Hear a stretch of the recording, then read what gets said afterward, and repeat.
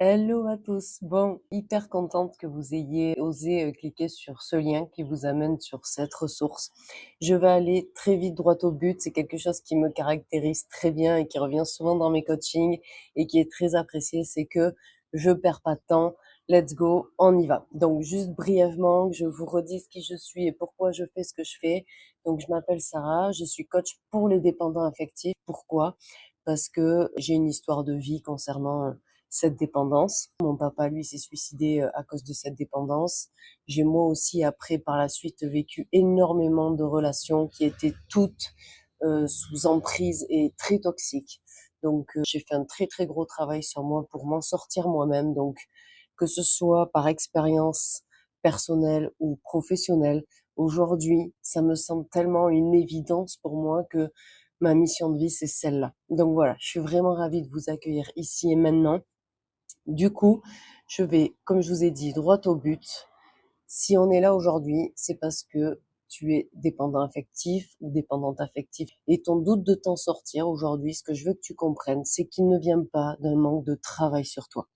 C'est juste la conséquence logique d'efforts passés qui n'ont pas tenu dans le temps. D'accord? Du coup, tu as appris quelque chose à ton cerveau. J'essaie, je vais mieux, je rechute, mais rien ne change vraiment. Et ça crée des croyances très, très limitantes, très destructrices. Donc tu penses probablement que tu comprends, mais que tu n'appliques pas. Je vais bien, puis je replonge. Je sais ce qu'il faut faire, mais sur le moment, j'y arrive pas. Le problème, c'est moi. Mais en réalité, rien de tout ça n'est vrai. Le problème, c'est pas ta capacité. Le problème, c'est que tu n'as ni la feuille de route, ni la vision, ni la structure pour t'emmener là où tu as envie d'aller. Donc, ce que tu fais aujourd'hui, comme la majorité des gens, c'est que tu consommes du contenu sur les réseaux sociaux. Tu comprends tout, tu analyses tout et tu penses que cette compréhension et cette analyse, ça va suffire à transformer tes schémas relationnels toxiques. Sauf qu'en fait, ta lucidité, c'est devenu un refuge et pas un levier. Donc, tu comprends de plus en plus, mais dans ta réalité, dans ton quotidien, tu n'agis pas plus. Tu n'oses pas plus. Tu te caches derrière ce que tu sais et tu ne changes pas vraiment. Alors que ce qu'il faut comprendre, c'est que le cerveau, pour créer du changement, il faut que 3 conditions soient réunies. Il faut qu'il y ait de la cohérence entre ce que tu penses et ce que tu fais. Donc si ce que tu penses, c'est oser dire non, c'est oser poser des limites, c'est s'aimer soi-même, c'est s'auto-respecter, c'est s'apporter soi-même ce dont on a besoin avant d'attendre que ce soit les autres qui nous le donnent. Si tu penses ça, mais que dans ta vie réelle, rien ne change, tes comportements ne changent pas, il n'y a pas de cohérence. Donc en fait, tu court-circuites ton cerveau et tu te mets une balle dans le pied. Donc, il faut passer à l'action avec des résultats visibles. Ton cerveau, comme ça, il associe l'effort à une récompense réelle. Et pour ça, il y a aussi besoin de faire des feedbacks. Et ça, c'est pas une option. Le cerveau, pour créer du changement, il a besoin de voir là où tu es parti et là où tu es arrivé. OK? Une fois que tu as trouvé quelque chose qui fonctionne, tu as besoin de répéter. Pourquoi répéter? Parce qu'il y a quelque chose de magnifique dans notre cerveau qui s'appelle la neuroplasticité. Et répéter de nouveaux comportements, ça crée de nouveaux schémas neuronaux, des nouveaux automatismes. Par exemple, plus tu oses parler devant du monde, plus ça devient facile. Plus tu oses aller vers les gens, plus ça devient facile. Et la troisième condition, c'est de ressentir. Le cerveau, il retient ce qui est émotionnellement chargé. Donc une prise de conscience neutre, sans expérience derrière, tu peux être sûr qu'elle ne servira à rien.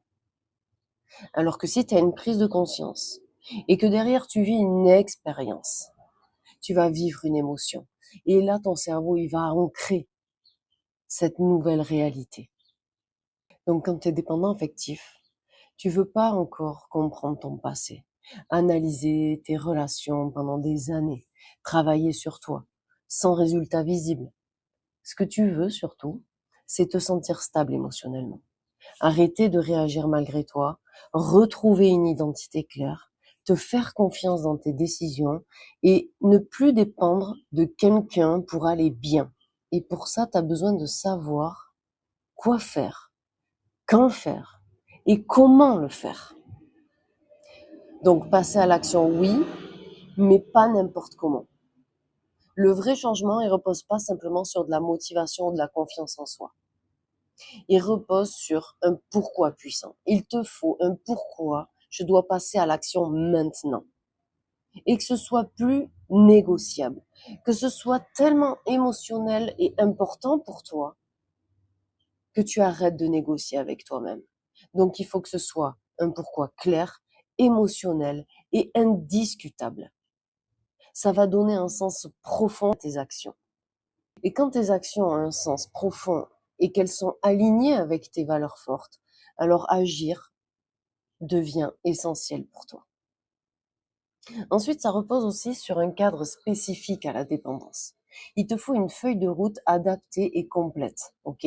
Un point de départ et un point d'arrivée avec une méthode et une progression logique. Je te rappelle que le cerveau, il a besoin de cohérence pour créer du changement.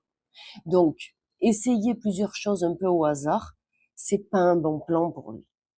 Et ça repose aussi sur des actions précises. On ne demande pas à un dépendant affectif, par exemple, de travailler la confiance en soi tant que son identité est floue. Ça n'a pas de sens. C'est comme si, par exemple, tu avais tous les bons numéros d'un coffre-fort, mais que tu les mettais pas dans le bon sens. Mais ton coffre-fort, il reste fermé. Mais là, c'est exactement pareil. Donc, il y a des étapes à respecter. Il te faut un rythme adapté aussi et il faut de la répétition. La pratique dans ta vie réelle, à ton rythme et de façon répétée, elle est nécessaire. Tu dois vivre une vraie expérience si tu veux créer du changement dans ta vie réelle. Donc tu peux continuer à essayer seul, sans système clair pour changer, comme tu l'as toujours fait. Ou alors, tu peux décider de te faire aider par une spécialiste qui a déjà fait ce chemin et qui connaît justement les failles, les pièges, les difficultés pour que, mais dans 4 mois, tu te sentes enfin libre et autonome et en paix. Que tu te sentes prêt ou prête à construire des relations par envie et non par besoin. Parce que la vérité, elle est simple. Sans cadre, tu continues à tourner en rond. Alors qu'avec un cadre, tout devient possible et plus rapide. C'est comme un athlète qui s'entraîne pour aller au JO. Il va pas, je sais pas, quelqu'un qui s'entraîne pour aller au JO pour courir le 500 mètres, il va pas aller voir un entraîneur de natation, par exemple. C'est pas cohérent.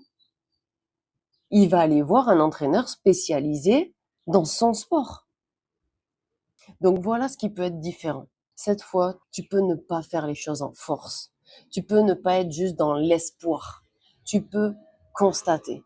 Tu peux apprendre à ton cerveau, je fais, ça marche. Et chaque étape crée une petite réussite, une preuve interne, une nouvelle référence. Mais pour ça, il faut que tu le décides. Donc ce que je te propose, c'est de faire encore un petit pas supplémentaire et qu'on voit ensemble concrètement comment on structure ça dans ta vie réelle. Ici, avec moi, il n'y a pas de tu vas changer, mais il y a tu vas arrêter d'échouer à changer. Et c'est très différent. Donc très simple. Si tu veux faire un point sur ta situation et que je t'apporte un peu plus de clarté avec mon expertise et qu'on voit ensemble comment je peux t'aider, alors clique sur le lien sous cette vidéo. Je te dis à très vite.